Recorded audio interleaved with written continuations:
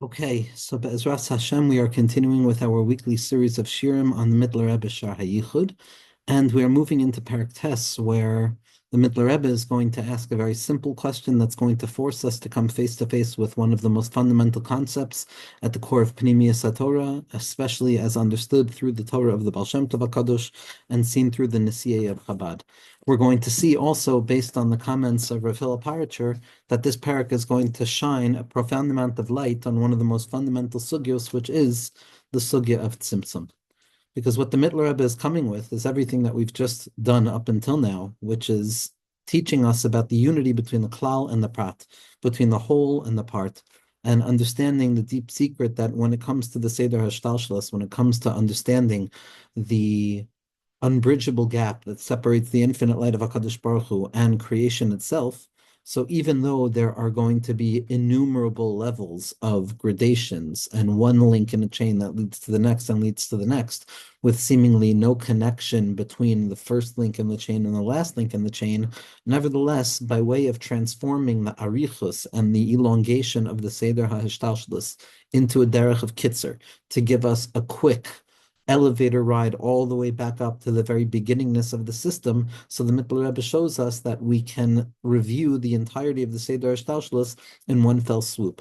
Now, these qualities in which I can grab hold of the levels of revelation at any point and climb all the way back up, immediately, the Mitteler Rebbe told us that it's most applicable by Keser Malchus as well as by Chachma, but it also applies really by any Gilui. That, for example, if the first instantiation of revelation that HaKadosh Baruch Hu reveals in existence and as concealment in existence is Malchus to Ein Sof, which is the loftiest level that we can begin to talk about, then that Malchus to Ein Sof becomes the Keser of Adam Kadmon, for example, the Keser of the Kav, the Gimel of the Kav, and then that becomes the Keser of Ak, and then it becomes the Malchus of Ak, which then becomes the Keser of Atik, and then it becomes the Malchus of Atik, and it becomes the Keser of Arich, and the Malchus of Arich, and then the Malchus of Arich goes down, and it becomes the Keser of Elam Atzilus, which then expresses itself in the Malchus of Elam Atzilus, and the Malchus of Elam Atzilus breaks through the barrier in the Mesach that separates the world of Atzilus and Bria,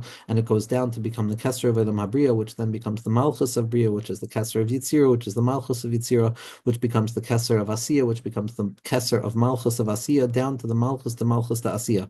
So we find that with this very simple kind of mapping of terms, we go from the highest level of expression down to the lowest level of expression, and we come to realize that both are reflective of the infinite light of HaKadosh Baruch Hu. Ki ani hu. That's what the Mitteler Rebbe has been spending so much time showing, that in spite of the lengthiness of the Seder Shtalshlis and all of the gradations and the shifts and the descents and the concealments and the habasha that go from the highest level down to the lowest level, nevertheless, when we're holding on the innermost point of what is actually taking place, wherever we find ourselves at the Seder Shtalshlis, I can find a direct transport all the way back up to the top. So the long length and the separation conveyed by the Seder HaShtalshlis, it remains there, but nevertheless, there begins to be this leap and the ability to jump all the way from the lowest revelation of something all the way back up to the highest. This is true for our Chachma as well, that when I contemplate something down here, so my contemplation is the Chachma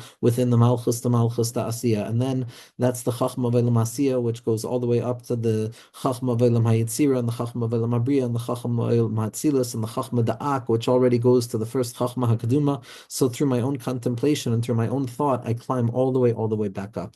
What the Mitteler Rebbe has been stressing is ani hu. Yes, there appears to be a deep divide between the beginning and the end, but by beholding the end, I can run all the way back up to the beginning to come to realize that the same revelation of light at the very beginning is the same revelation of light at the end, fully expressed in the secret of Atahu Kodem Shenivra Ha'olam Va'atuhu Acharei Shenivra Ha'olam. To say that the light of HaKadosh Baruch Hu, Atzmusi is Baruch Kavyachol, the essential light of HaKadosh Baruch Hu, was the same way prior to the creation of the world as it is after the creation of the world. But ani hu mi baladai ein Elokim, that the highest level of ani and the lowest level of ani are ultimately the same, and that each and every point in the Seder Shtalshlis is going to be a point at which I can access the all.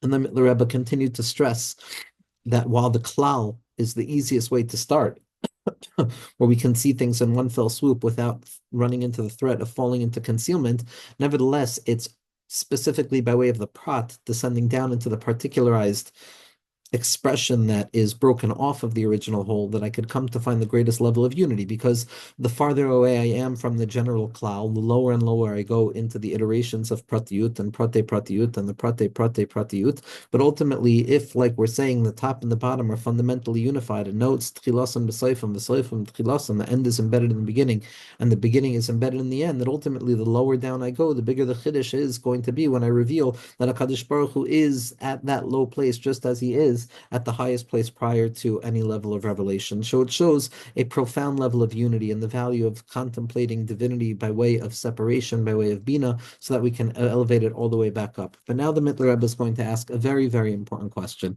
And he says as follows in Os Tes and Parak Tes in Shaar HaYichud.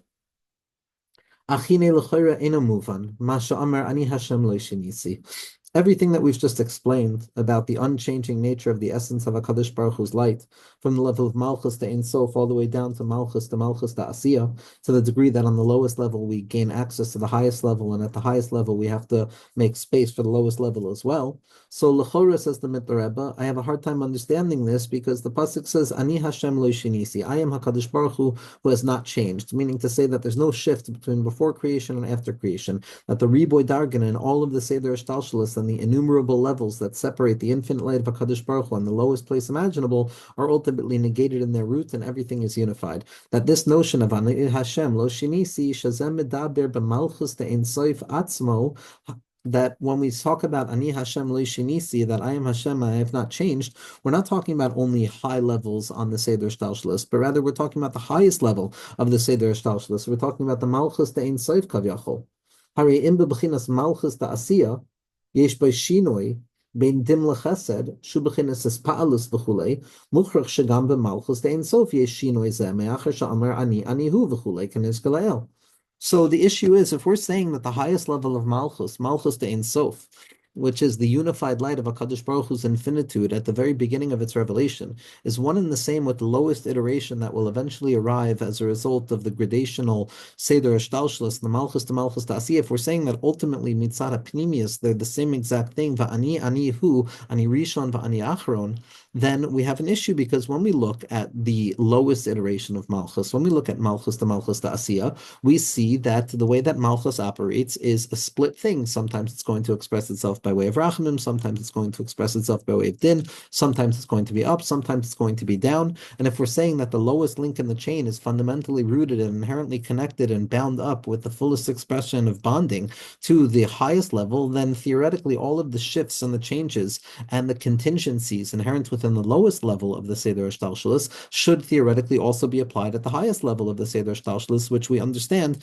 is an impossibility. We understand that that's not something that we'll be able to ever claim, God forbid, because that would be tantamount to making a separation between the unity of HaKadosh Baruch Hu. So that's the shaila that the Mitteler Rebbe is asking. He's saying, if by the Malchus to Asiya, if by the lowest level of Malchus to Asiya, we find that there are these shifts between Din and Chesed, and the awakening to Din and the awakening to Chesed, then theoretically it would imply that this shifting would also take place on the highest level, which is the Malchus to Ein Sof, that there should also be a Shinoi there. Me'acher sha'amar ani hu. If we're saying that they're the same, then all halachos on the lowest level of malchus should apply to the highest level. Malchuscha malchus koleilamim b'shov mamish. What we're saying is that the malchus above and the malchus below are ultimately equal, and there's an equanimity between the two of them, which would imply the change on the highest level as well. K'nis galel dahainu ka'asher oile b'ritzoyne hapashut sheba'atzmus mamish liyos chafetz chesed hari chafetz chesed ha'atzmi hazeh yorid ad lamata mamish b'chafetz chesed the malchus ta'asiyah v'chein lahepech k'fi hamuvan mikol hanis galel. Meaning to say, like we've just explained, that the origination of the desire of HaKadosh Baruch Hu at the highest level imaginable to be Mashbiach Chesed, that comes from the essence of God, so to speak, which is the Chafetz Chesed, that is going to descend downwards through the Seder Shtalshalis until it comes to the place of the Chesed, the Malchus, the Asiya, and we see that it's ultimately the same exact thing, but and so too from the bottom up, that the highest point and the lowest point are going to be equal. So how are we going to understand the changes that are taking place in the territory of the lowest realms and the seemingly equality between the lowest realm and the higher realm, if we know that there could be no changes in the higher realm. V'gam, and to strengthen the question, says the Mitteler Rebbe, Harei b'chol yoim mechadesh ma'aseh bereishis lamata shehu b'kadmin u'b'chuchmusa de bereishis bara ad roim hamalus ba'atzmusay mamish. That so too, when we speak about the recreation of the world, when we speak about HaKadosh Baruch Hu's recreating of the vitality of the world, when we're talking about the fact that he's doing that on the lowest level, down here in our experience, that means he's also doing it above at the highest level as well. In came yesh bechinas chidush gam ba'atzmuso ein sof ve'ich amar ani Hashem lo shinisi. If we're saying that everything that takes place on the lower levels and all of the changes are going to be equal to the highest levels imaginable, and that the changes on the lower level are also going to be taking place on the higher level, well, that's an issue because ani Hashem lo shinisi. We know that the essential light of HaKadosh Baruch Hu has never changed, that it's never shifted, and it's never changed its shape, and it's never shifted away from its original infinite expression. So on the one hand, we see that the highest level, Malchus Ein Sof, is not subject to change. There's no changes, there's no complication, there's no fragmentation, there's no disunity, there's no multiplicity, but the very same point, a direct result which is equally rooted within that original light itself, we see it's fundamentally rooted in changes. And the question is, how can there be changes in the lowest expression if there's no changes in the highest expression, especially when the Pasuk tells us that Ani Hashem lo shinisi. So that's the shaila that the Mitteler Rebbe is asking. We see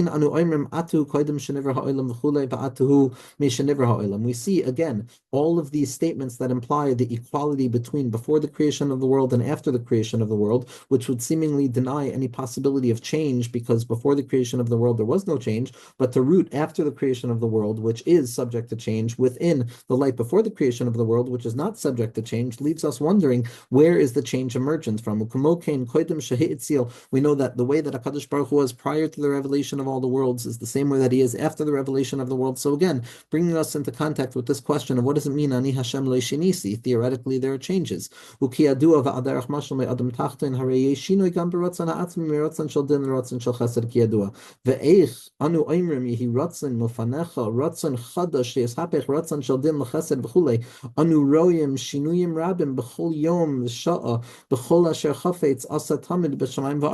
What we see over and over in all of the lower worlds is the fact that there are changes. There are all forms of changing. We ask HaKadosh Baruch Hu to be mechadesh his ratzon. What does it mean to be mechadesh his ratzon? If the ratzon is unchanging, if the loftiest level of the ratzon is rooted in the lowest level of the ratzon, how could it be that there could be a change in the lowest level of ratzon if we're saying that there's no change in the highest levels of ratzon themselves?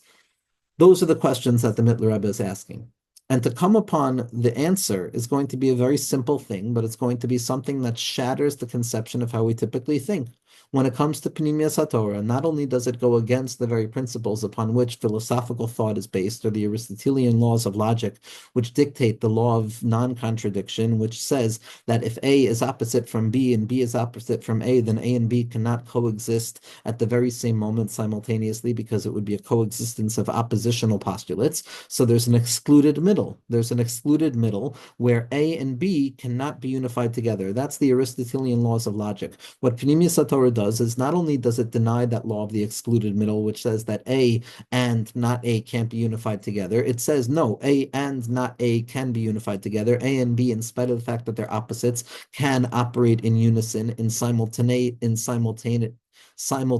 upholding of each other by way of their resistance and their differentiation.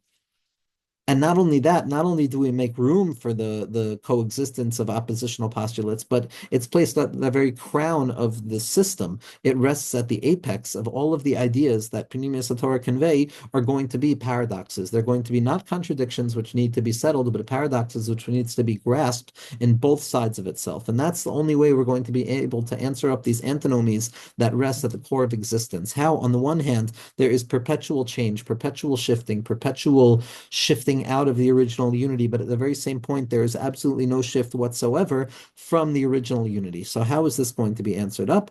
The tirutz l'chol zeh hu inyan ha-tzimtzum.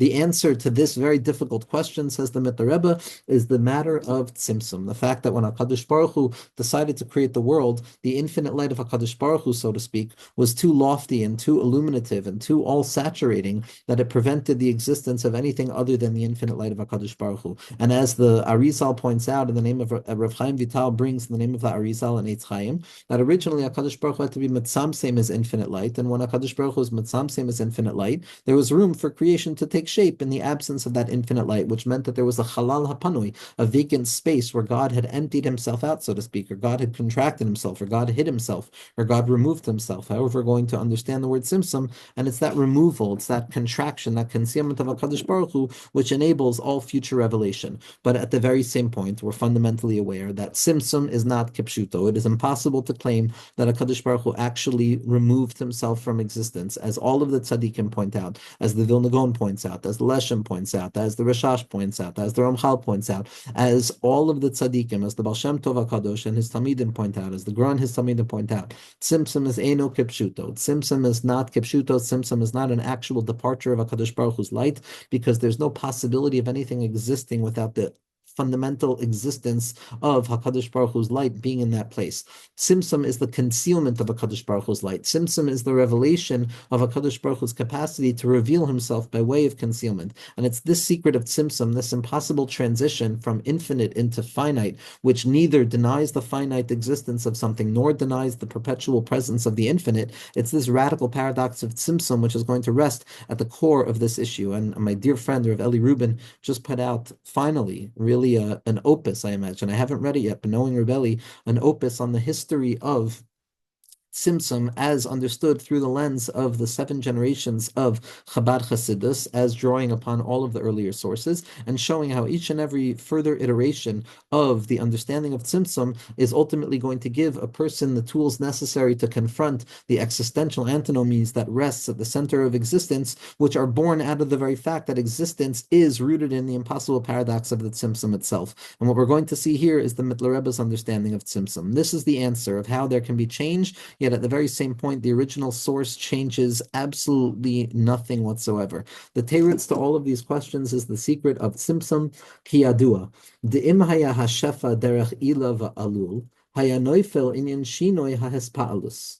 אבל מאחר שההמשכה בבחינת אור וזיו לבד, וגם הוא על ידי צמצום, אם כן אין בעצמוס אלוקוס שום שינוי כלל, גם במלכוס דמלכוס דעשייה, וכך הוא עד רואים המעלוס. So what the Mitteler Rebbe introduces is a fundamental distinction in terms of how to understand the emergence of the world. Prior to the notion of tzimtzum, all we had was the elongated process of a source giving birth to an outgrowth, and then that outgrowth becoming a source of the next level, and the chained process of ilav alul, of something that emerges from a higher source and then is separated from that higher level. When we're looking at the world through that perspective of vitality, of shefa, so there's a higher level of shefa, and then shefa goes down, and then shefa goes down another level, and another level, and another level, and the process of hashpa'a and Shefa b'derech ila va'alul is that what is present at the higher level, it conveys itself downwards, and the lower level does not have what the higher level has, and the lower level represents the lower level, and then the lower level goes even lower, and it also loses out on what that level has, and each and every concentric process or chain in this long link is going to be a level below the link higher. That's when we see the process by way of shefa. Shefa means that there's the etzem and there's hispashtus. There's the original thing and then there's the descent downwards, where every descent downwards is no longer the original thing. When seen in that sense, tzimtzum, without tzimtzum, so we're going to see obviously a change. You start at the highest level of infinitude, and then slowly but surely you go down gradationally, where each and every level is going to represent a shifting away from that original light, so that we can no longer gain access to that original light, which would mean that it was subject to change. That's only when we're looking at the process of hishtalshelus b'derech ila va'alul, which is referred to as shefa. It's only by shefa that we're going to find the notion of changing and shifting, and the shifting in its movement. Aval me'acher shehahamshacha b'bechinas or v'ziv levad v'gam hu al yedei tzimtzum im kein ein ba'atzmus alikus shum shinoi klal. Gam b'malchus to malchus tasiyah. But, says the Mitteler Rebbe, for our purposes, we know that we're not only looking at the shefa orientation of hishtalshlus. That was before the Arizal, where there was the higher source, and then it went down a level, and the lower level was no longer accessing the higher source until it came to the lowest level. But what the Arizal was Megala and the secret of Hislabshus, which is the secret of the Tzimtzum, is that each and every subsequent level might be lower than the higher level, but it's not because it's devoid of what the higher level is offering. It's just that the lights of the higher level are concealed and maintained in a tzniustic way within the lower level. But through the process of Or and Ziv, we're no longer dealing with a source that gives birth to something that is no longer separate, that is no longer a part of the source, but rather the Or and a Ziv is like the mushal that we spoke about of the light of the sun within the sun itself, that prior to the revelation of the light from within the body of the sun, so then the light of the sun has no standing of its own, it has no belonging, it has no name. But once that light emerges from within the sun itself, the sun is not lacking anything. The Ma'or, the source of illumination, is not lacking anything, but the Ziv, the shine of a light, comes out, which means that the original source is not losing anything. It's not changing. It's not getting rid of something that it was holding dearly as a part of itself. It is all saturating, and therefore it includes within itself even the possibility of expressing itself by way of its opposite. But that oppositional expression, that koyach hagvul, that potential towards limitation, which is the secret of the Tzimtzum, was not yet revealed prior to the Tzimtzum. And the Tzimtzum is simply the revelation of that capacity towards limitation, which is the emergence of the capacity of the light itself to shine. We know that when a light shines forth, the source of the light is not losing anything of its own, it's simply extending itself outwards. And so when we're looking at the process of Hishtalshlus, not by way of shefa, which is one level that gives birth to another level that gives birth to another level, but rather by way of tzimtzum, which is a concealment of the original source so that we can reveal what was always inherent in a potential form within that original source, so that it can be revealed and congealed in a legitimate way so that it becomes something that is susceptible to grasp. That's a process of tzimtzum, and in that there's no shift that's taking place, there's no change. The first instantiation in the chain is not lacking anything because it's simply revealing more of itself, but it maintains its fullness. The tzimtzum that HaKadosh Baruch Hu engages in does not change the essence of HaKadosh Baruch Hu's light whatsoever. It simply shifts the way that we receive the light, as opposed to the shefa perspective, which really appears that not only is it shifting in the way that we receive it, but it also appears to be shifting from its source level. But on the level of dealing with the hamshacha and the element of a light, an illumination of a potential light, and allowing that potential to come into actualization and the shine of a light that comes within the source of a light, which doesn't create any deficiency in the source of the light itself, once we understand the secret of tzimtzum, so then there's absolutely no change taking shape when it comes to atzmusa yisbarach, chas v'shalom. There's no shifting whatsoever, and that's going to be true even when we're at the lowest possible level, at the malchus to asiyah. There's absolutely no shift that has taken place from the original light of HaKadosh Baruch Hu's essence, because all that we're grasping is a ziv of that light. It's a shame. It's a name of the Baal Shem that can't be named. We never have access to the Baal Shem. We never have access to the Or in its absolute essence. All we have access to is a ziv, and a ziv is a tzimtzum, which means that we're no longer talking about the original essence of the thing itself. We're not applying changes to the essence of the thing itself. We're simply talking about extra gradations of levels that are mislabesh and that are engarbing that original light that is ungraspable so that it becomes more receivable. The kachu adarem hamaylos, from the highest level to the lowest level, there is absolutely no shift that has taken place. Ani Hashem lo shinisi, the infinite light of HaKadosh Baruch Hu is still ki'ilu lo yatsa klal. It's as if absolutely nothing happened, because as we said, the tzimtzum is not kipshuto, it's not legitimate. Va'achar hatzimtzum yesh b'china shinoi v'zeu mitzad makablim levad kiyadua. And where do we see the shinoi? We see the shinoi after the tzimtzum, but that shinoi that the tzimtzum enables, that revelation from the essence that tzimtzum enables, is not mitzad the mashpia. It's not mitzad HaKadosh Baruch Hu b'chvodo v'atzmo chas v'shalom. It's not mitzido. It's not from HaKadosh Baruch Hu's perspective. Over there, kechashecha ka'ira, there's no differentiation. Everything is an emergent principle from the essence of God, which is nothing that can ever be grasped. It's simply revelation after revelation.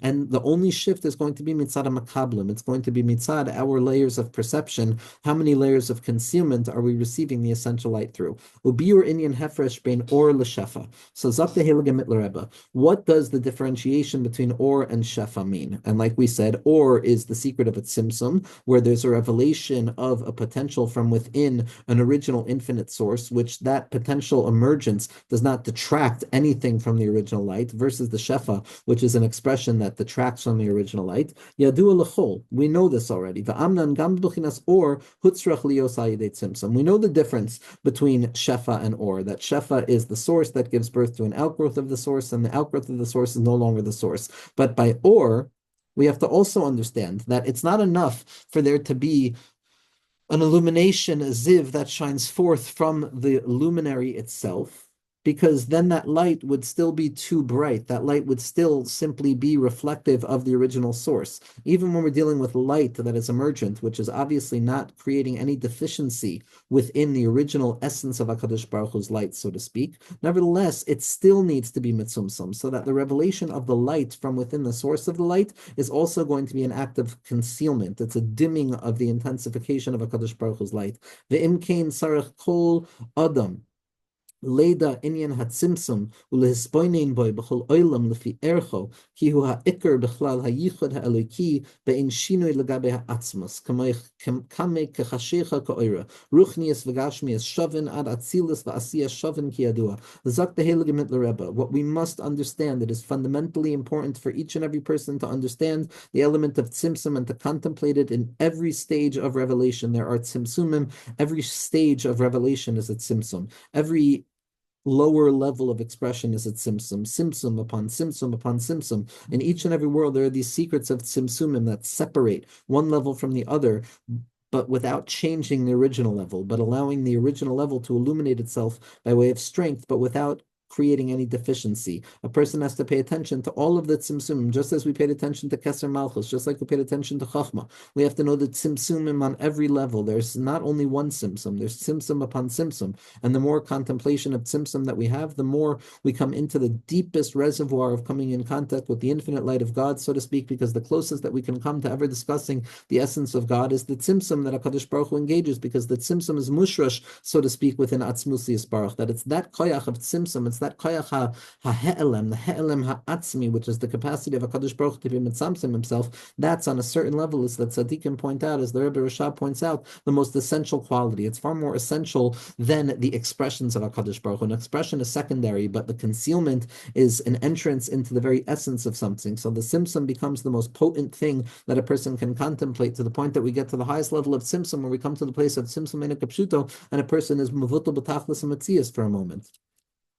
Each and every person has to contemplate tzimtzum properly as it expresses itself on every level, to ensure that one is fundamentally aware that there is never, ever, ever a change or a shift or any reorientation when it comes to atzmusi yisbarach, but rather light and darkness are equal, that ruchnias and gashmias are equal, right? There's no differentiation. There's no differentiation between them from the perspective of Atzmus. So Atzilus and Asiya, they're equal completely in the light of the shorish of all things. Hagam shezahu legabe b'chinas hamakif levad hanikra soiviv kol almin b'chlal u'beprat shelamala mehadarga ha'or b'chinas mamali kol almin ki yadua.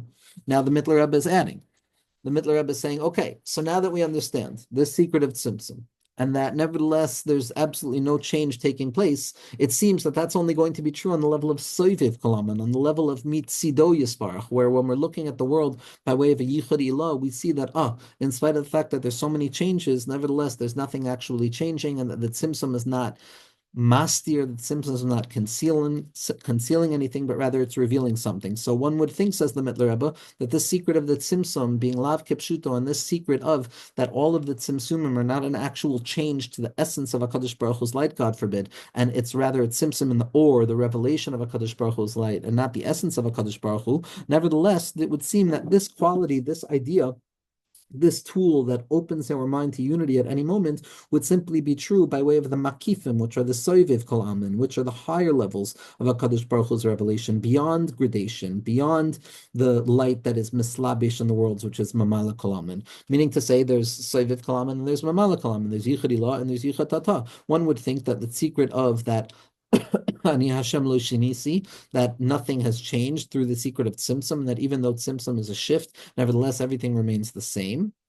So you would think that that's going to only be true by Yichud Ilah, by Soiviv Kalaman, because in that place we see how all differentiation is really going to be unified. But Zat the Heilige Mitteler Rebbe, don't get mistaken. Don't think that this is only true by the Klaliyut. Don't think that it's only by Soiviv Kal Almin, by the Makifin, that we can see how even though there's this myriad of Tzimtzumim, nevertheless everything remains fundamentally the same. Go even deeper, even when you go down into the Prate Pratis, even when you go down into the Mamale Kal Almin of it all, even when you go down into the Binad of it all, we're still going to come to find that even though those are differentiated lights that find expression within particularized kalim, nevertheless, there is still not going to be any actual shift taking place, and that Atzmusi Yisparach and his light is unchanged even in those lower places, even on the level of Memala Kalam. And Ve'elien V'tachtin Shaboy Shavin K'moshe Kosev Ani Lo Shnisi. And even from the perspective of all of the shifts and all of the changes of the worlds of separation and the worlds of Memala Kalam, nevertheless, there's still going to be a fundamental recognition that there's no change whatsoever. Ani Hashem Lo Shnisi. Ani Hu B'B'chinas Memala Kiyadua. When we say that I am HaKadosh Baruch Hu and I have not changed, we're not talking about Soviv Kalam there, we're talking about Malchus, we're talking about Mamala Kalam. So says the Mitteler Rebbe that this radical Chiddush, that nothing changes even though everything seems to change, is also going to be accessible on every level of Mamala Kalam. It's specifically from the perspective of Mamala Kalam that we'll be able to see the fact that in spite of all of the changes, in spite of all the Tzimtzumim, nevertheless there is fundamentally no shift ever taking place within the essence of HaKadosh Baruch Hu's light, so to speak, and that the essence of HaKadosh Baruch Hu's light is never part of the conversation. Everything else is secondary and separate from that, and therefore there is no change taking place within the unchanging, unshifting essence of HaKadosh Baruch Hu, which is expressed everywhere, but it's not something that we have the ability to grasp. We have to hold on to this radical notion that it's present everywhere and it hasn't changed even in Shemayim and in Aretz. Ani maleh b'hashva achas dafka, specifically in one fell swoop of equanimity, one fell swoop of Shavisi Hashem l'nagdi tamid. Maleh zegam kein b'chinas or pnimi. That all of these languages that we're coming to say that HaKadosh Baruch Hu is everywhere, and that even though there's a Tzimtzum, there's no Tzimtzum, and Tzimtzum in a Kepshuto, and that a person can access that Hasaga of Tzimtzum in a Kepshuto, and the recognition that Atzmusi Yisparach is everywhere, it's just not revealed by way of grasp. When a person can grasp that, they can grasp that at the lowest level of the Seder Shtalshalis as well. They can grasp that in that place of Or Pnimi and Mamala Kalam, and from the perspective of Yichud Tata, Leis Asar Panimine Kiadua. Dahainu Mishum Shagam Bebechinas Mamala Bo Yuridas Haor Vahashefa Aideit Tzimtzumim Dafka. Because the secret is that even the worlds of separation of Mamala Kalam, and of that light which is graspable, is also simply the byproduct of a tzimtzum, of a concealment from the world of Atzilus. And that concealment of the world of Atzilus is what enables us to grab hold of the essence that is still there, even though it's no longer revealed. The radical secret of Tzimtzum is that something can still be there, but not be revealed. And because it's not revealed, even though it's still there, we act as if it's not there, even though we know that it's fundamentally there, which means that we could be operating with two perspectives at once. On a revealed level, there's levels, but on a concealed level, from the perspective of that which is most true, there's no levels whatsoever. And Tzimtzum in a Kipshuto, it applies on the lowest level as well. Anytime that there's a Yerida, it's all as a result of Tzimtzum. Ukiyadua, as is known, the Gamba Bechinas Hakav Vahachut, Shenimshach Me'atzmus or in Seif Shenikr Memalik Kalam in the Atzilus Bri Yitzira and Asiya Bechlal, Harihu Nimshach Ayedei Tzimtzum Betchilas Ba'atzmus Vu Tzimtzum Arishan and Nikr Makompani V'chalal Reikan V'chulei V'meshakasav Beitz Chaim. This is true on the highest levels as well, that after the first Tzimtzum that we see in the Eitz Chaim, when HaKadosh Baruch Hu allows the Kav and the Chut to enter back into the space, and that's going to be the inner light of all of the worlds of Atzilus Bri Yitzira and Asiya, all of that emerges into Metzias as the result of a tzimtzum, but nevertheless the atzmus of that light is still there. That's the first tzimtzum that we're going to refer to as the makom panui, and the empty space, that empty vacant space. Now those languages of emptiness and vacancy imply actual tzimtzum, as if there's some emptiness, but we're going to see afterwards in the name of Rav Hillel Paritcher that that's not the case. That's the first tzimtzum. The first tzimtzum is the tzimtzum of the Or Ein Sof and the entrance of the Kav back into the Halal. That's the first tzimtzum. Then the Yerida of the Kav downwards in its shaping in the Igulim and the Yosher of Adam Kadmon. until it becomes the Keser of Adam Kadmon, that's also a Tzimtzum. V'chein me Adam Kadmon la'atek yomin va'archampen, and then from Adam Kadmon to create the partsufim of the world of Atzilus, even the highest partsufim of Atek yomin and Archampen, that's also through a Tzimtzum. V'gamba Atzilus atzmo yesh mesach ben Keser l'chachma, and then within the world of Atzilus itself, there's a separation and a partition that separates the light of Keser and the light of Chachma. So that's a Tzimtzum within the world itself. And then there's going to be a Tzimtzum between Keser and Chachma b'chlal. And that's the secret of HaKadosh Baruch Hu being mavdil with a pareiches, a parsa, that separates Keser and Chachma. So there's tzimtzumim everywhere. There's tzimtzumim in each and every world. And then there's another tzimtzum from Keser to Abba and Ima, Keser to Chachma and Bina, and then from Chachma and Bina to Zer Anpin, and then from Zer Anpin to Malchus. All of these are tzimtzumim. Ki yadu me Malchus to Atzilus, Labria yesh mesach. And then we know that at the bottom of Elam HaAtzilus, by Malchus to Atzilus, there's a mesach, there's a partition, a tzimtzum that separates it from going downwards into the worlds of separation. And that's another tzimtzum. And then Malchus of Atzilus breaks free from that partition, and it goes and descends downwards, and that's the secret of being mamtik, that tzimtzum, and it goes down into the worlds of Bria, Yitzir, and Asiya, and the Malchus of Atzilus breaks free from that tzimtzum through the tzimtzum itself, and it becomes the Keser of Bria, and then al derech zeh yesh mesach ben Bria li Yitzira, there's another tzimtzum between the worlds of Bria and Yitzira, and the Malchus of Bria breaks free from that mesach, and it becomes the Keser of Yitzira, and so too from the Malchus of Yitzira, it breaks through from that concealing valve, and it becomes the Keser of Elam Asiya, ad Malchus da Asiya, until we come down to that place of Malchus da Asiya, which is the byproduct of all of these innumerable tzimtzumim, which is referred to as Hamelech Hamroimim Levado, that light of HaKadosh Baruch Hu, which is still there, alone, singularly alone, even in that lowest place. K'mamar Razal Kabriyaso Shel Olam. This is the way that Chazal described the creation of the world, that Bereisha Chashucha V'Hadar Nehura, first there's the tzimtzum, then there's going to be the illumination. Ukeshamamar Razal B'Tchila Olav B'Machshava Libra B'Midas Hadin, that it begins with a tzimtzum. The way that HaKadosh Baruch Hu reveals himself is by way of the tzimtzum. It's the hisgalus by way of hastara. It's a tzimtzum that reveals something. That the way that HaKadosh Baruch Hu created the world was the midas hadin was first, which is the tzimtzum, which is the shem Eloikim, which covers over the shem havaya that exists within the malchus of Asiya. Kameshakasav bereishis bar Eloikim b'chuchma b'kadam ratzon b'chachma the malchus to Asiya v'chule v'day l'meven. That the existence of our world down here on the lowest level is the purpose behind the original tzimtzum. The apizeh. And now with this, says the Mitteler Rebbe, we can go back and we can answer our question. Yitura tzakol, we can answer everything. Demasha kasuv, that which it says, Ani Hashem lo shinisi, that I am Hashem and I have not shifted, that no change has ever taken place and no change will ever take place. Bein ratzon shel chesed oidin b'chol olam da'abiyah, that there's no distinction, no matter what the iteration of the worlds of separation might look like. There's no separation when it comes to the essence. When is that? Hainu kamoshu koidem at tzimtzum. It's like it was before the tzimtzum. The mesach sheboikeya, and before it descends down through that partition which serves as a tzimtzum. V'nasa keser lo'olam atachton. But then it goes down and it becomes the higher level of the next, of the lower level. That's where it seems that the shifts are taking place. The shifts are taking place in terms of how that essential light is revealing itself on lower and lower levels, but it's not a shift in the essential light itself. But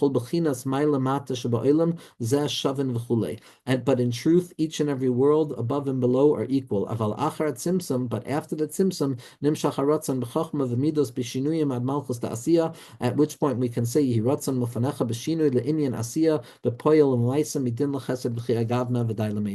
only through the secret of tzimtzum that we can draw down that unchanging light and allow it to maintain its unchanging quality. But what the tzimtzum does, it enables the impossible transition from the unchanging quality of that essential light to now allow itself to express itself in differentiated ways. But never to think that the differentiation has anything to do with the or itself. The differentiation is only mitzad the kelim. And this is the fundamental intervention that the Baal Shem Tov came to teach and to reveal in the world, because it's not teaching, it's what everybody understands, which is that tzimtzum eina kipshuto. And now just to read a few lines from the Heilige Reb Hillel Paritcher, we're going to read a few lines where he talks about the secret of the tzimtzum.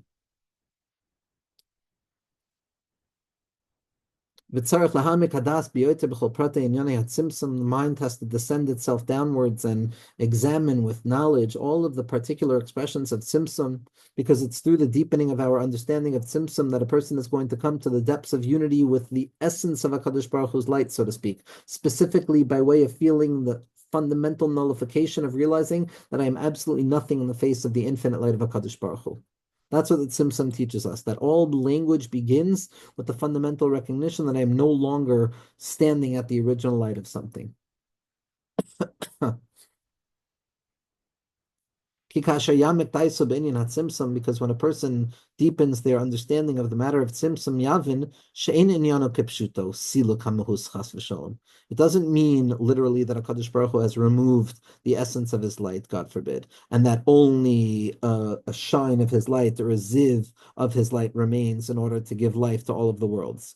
Rak inyan hatzimtzum hu he'eder hagiloi bilvad, k'maish yispar, aval be'emes leis asar pani minei. The essential light of HaKadosh Baruch Hu is concealed, but it's not removed. So the secret of Tzimtzum is going from the perspective of concealment and revelation, of presence and then absence, and shifting us to a perspective of revealed and then concealed. The difference is that if something was present and now it's absent, it's no longer there. But if something was revealed and now it's concealed, it's still there. It's just revealed, and all we have to do is reveal what's there. And that's the secret of Leis Aser Paniminei.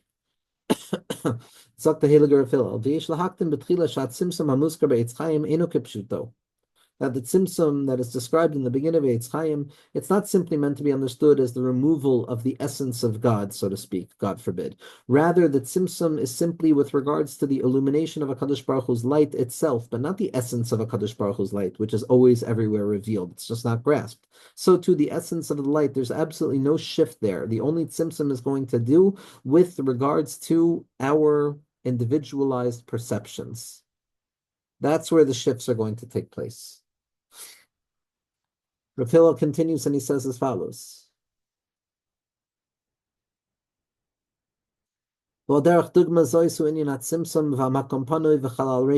This is the best way to understand the Tzimtzum and the Makam Panui and the Chalal Reikan. Shakavanu rak his almus ha'or his pashtus shalo ya'ir begilui.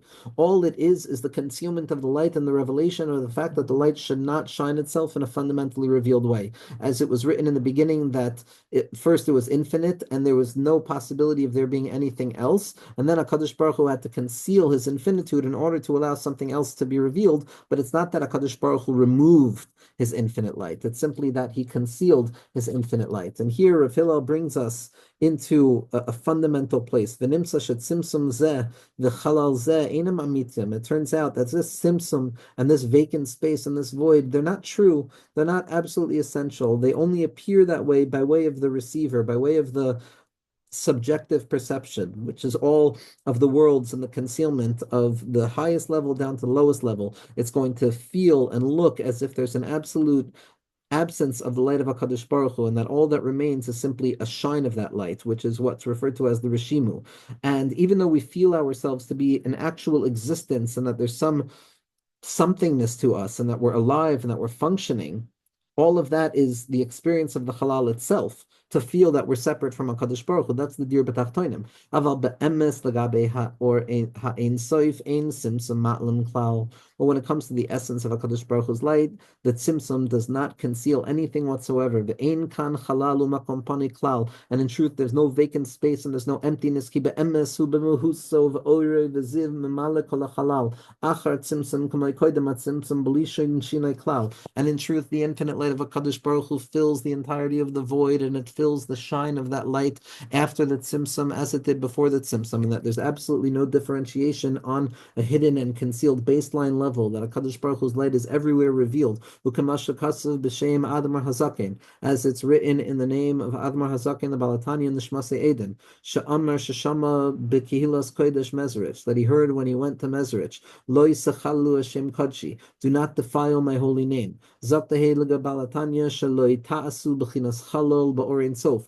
Do not look at the infinite light of HaKadosh Baruch Hu as if there's an actual void within it. Do not be Machalel Shem Shemayim. Do not act as if it's removed. Hanikra Shem Kodshi, the infinite light of HaKadosh Baruch Hu, because it's still the infinite light and it's not the essence, is still referred to as simply his holy name, because it's not the essence of the thing being named, which is the essence of HaKadosh Baruch Hu's light prior to the Tzimtzum. And therefore, Or Ein Sof is still a Gilu, which means it can be a name. So Leisachalu B'Shem Kodshi means don't make a Tzimtzum in my holy name. Don't say that the Tzimtzum is Kipshuto. Hainu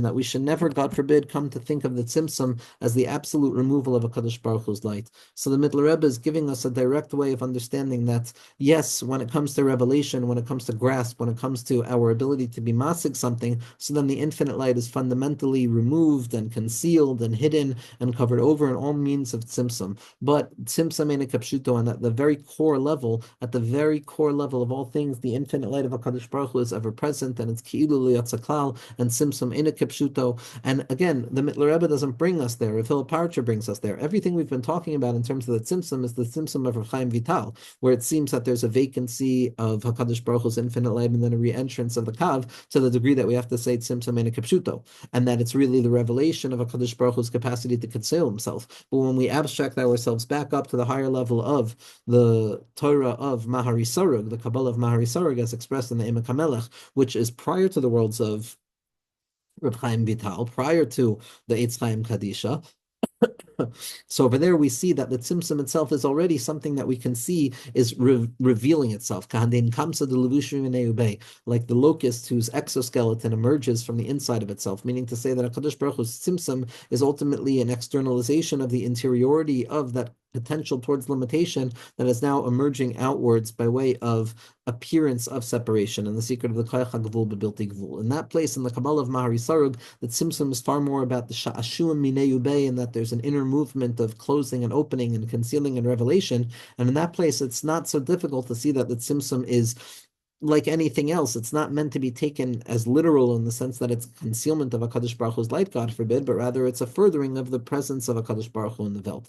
When it comes to the Kabbalah of Maharchu, of Rav Chaim Vital, so it's more important for us to remember that Tzimtzum Eino Kipshuto, and Lo Yisachalul B'Shem Kadshi, this Ikr Nakuda of Tzimtzum Eino Kipshuto, Ani Hashem Lo Yishinisi. This is how the tzaddikim are mechazik themselves in times of concealment. Ani Hashem Lo Yishinisi, Ani Hashem Lo Yishinisi, Ani Hashem this recognition that HaKadosh Baruch Hu is not changed. HaKadosh Baruch Hu's infinite light is not subject to change. The infinite light of HaKadosh Baruch Hu is everywhere. And by way of the tnua of the mind and a tnua of the heart and a tnua of the body, the mind has the ability to retrace its steps immediately back up beyond the Tzimtzum, back to that place of Tzimtzum in a Kapshuto, back into that recognition that, I operate within the Tzimtzum and I am the Tzimtzum. My mind is the Tzimtzum. When I could be Mahapich, my mind, which is the Tzimtzum, to the recognition that Tzimtzum in a Kapshuto, at that point the person experiences Bittul B'Metzias. At that point, the person relinquishes the control over themselves, and what they do is they become a shliach for HaKadosh Baruch Hu. And then it's going to be that each and every yid is the tzimtzum, as the Kamarna points out, and then the tzimtzum is revelatory of HaKadosh Baruch Hu's light, Be'ezras Hashem, further and further.